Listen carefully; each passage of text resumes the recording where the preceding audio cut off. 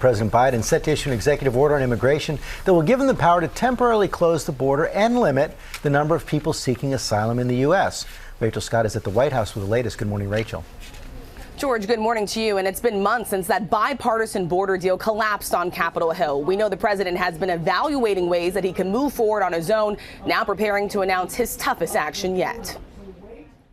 This morning, sources say President Biden is expected to unveil his most aggressive action on immigration yet, planning to sign an executive order that effectively shuts down the border for asylum seekers when migrant crossings surge. We need to continue to get the federal government to help us out, because otherwise we wouldn't be able to do this. Sources tell ABC News when daily encounters reach 2,500 between ports of entry, asylum seekers would be turned away, with some exceptions for children.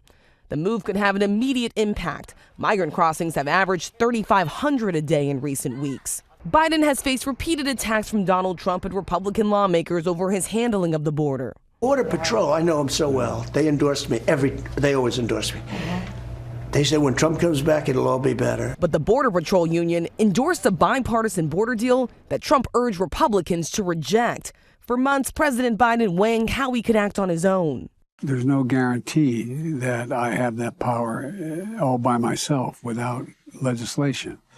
And some have suggested I should just go ahead and try it. But now some Democrats calling that a mistake, accusing the president of caving to Republican pressure in an election year. What is concerning is the precedent that it potentially sets. We're basically giving the right wing some of the things that they want without delivering for our community. 4 years ago, Biden promised to undo the immigration policies of the Trump administration and create a safe haven for asylum seekers in the United States. Some of those progressive Democrats are demanding that the president hold firm on the type of immigration comprehensive reform that he campaigned on, but that would obviously take some bipartisan support, and Republicans just are not on board for that, George. Rachel, this order will face a court challenge.